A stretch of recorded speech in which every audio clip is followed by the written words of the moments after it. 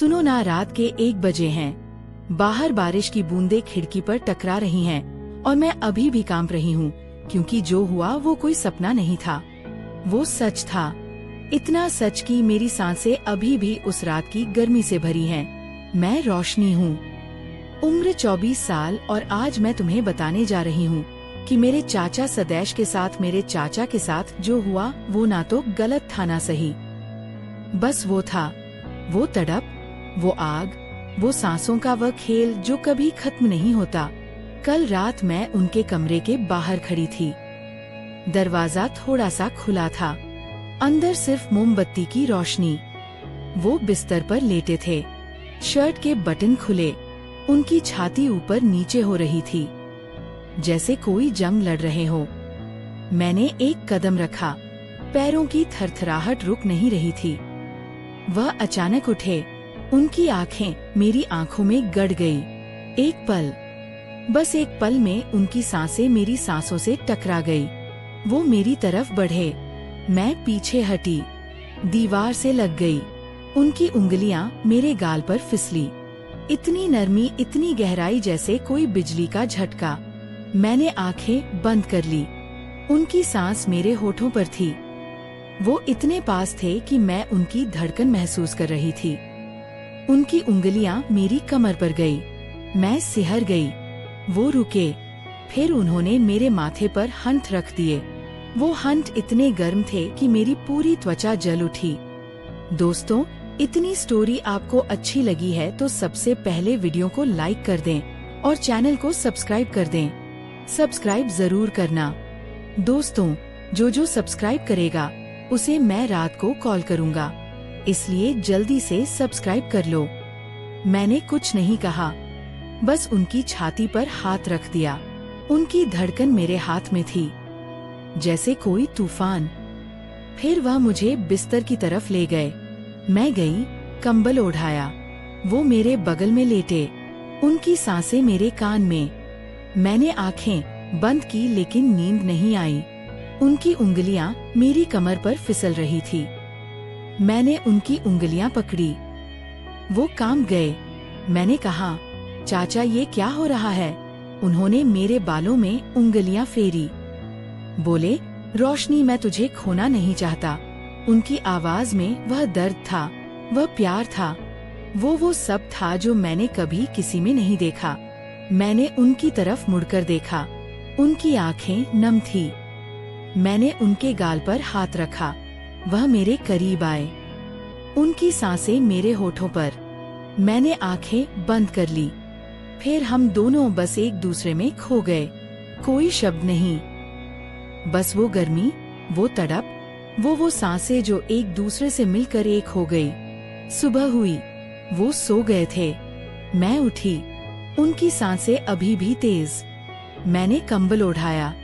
बाहर बरसात थम गई थी, लेकिन मेरे अंदर अंदर वह आग अभी भी जल रही थी। मैंने सोचा, यह क्या था? क्या ये प्यार है या कुछ और? मैंने कभी नहीं सोचा था कि चाचा, मेरे चाचा सदैवश मेरे लिए इतने हो जाएंगे। वो जो मुझे गोद में उठाते थे, वह जो मुझे गुड़िया कहते थे, अब वह मेरे लिए वह सब बन गए थे जो मैंने कभी किसी से नहीं मांगा।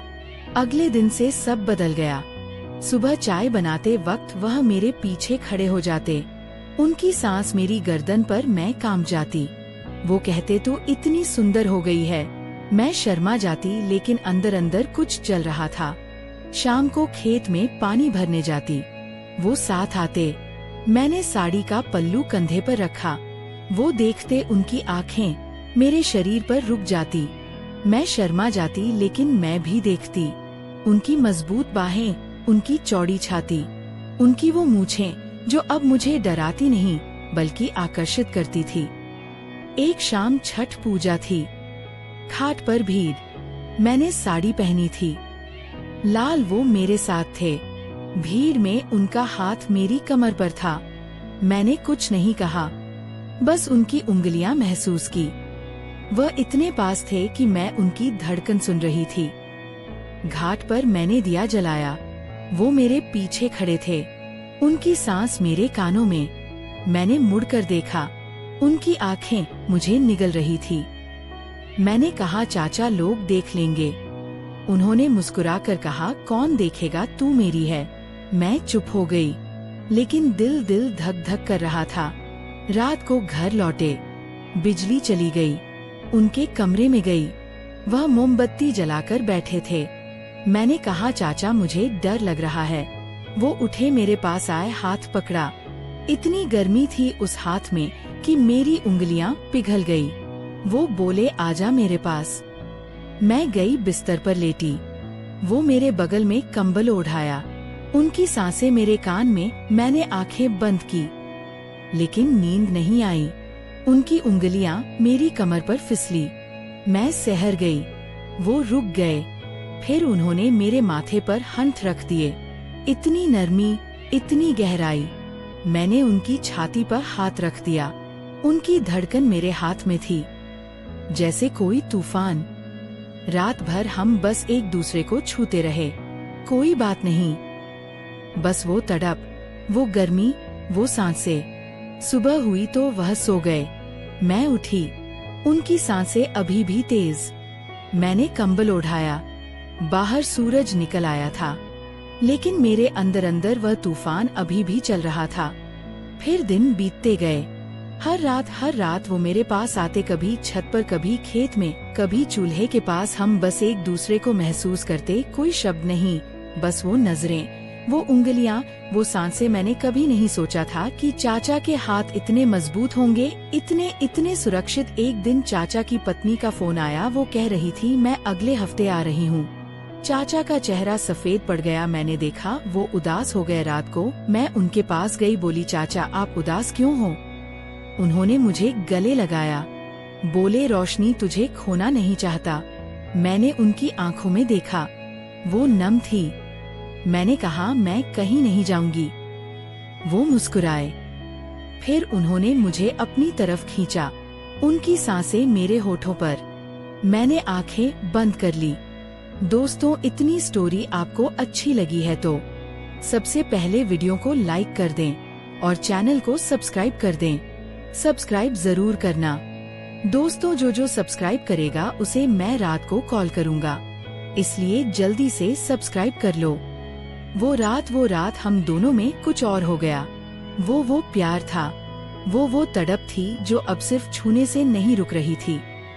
अब हर रात मैं सोचती हूँ अगर वह आ गई तो, अगर उन्होंने देख लिया तो, लेकिन फिर भी मैं हर रात उनके कमरे के बाहर खड़ी हो जाती हूँ, बस एक बार और वह सांसें महसूस करने के लिए। सुनो, मैंने कभी किसी को नहीं बताया, लेकिन आज तुम्हें बता दिया। अब तुम बताओ, क्या मैं गलत हूँ? क्या यह प्यार है या यह वह सब है जो मैंने कभी किसी से नहीं मांगा? मैं रोज सोचती हूँ अगली रात क्या होगा। क्या वह फिर मुझे बुलाएंगे या मैं खुद चली जाऊंगी, पता नहीं। बस ये सवाल मेरे दिमाग में घूम रहा है, और ये सवाल मुझे रात भर जगा रखता है। मैं रोशनी हूँ, 24 साल की, और मेरे चाचा सदैश वो मेरी जिंदगी बन गए हैं।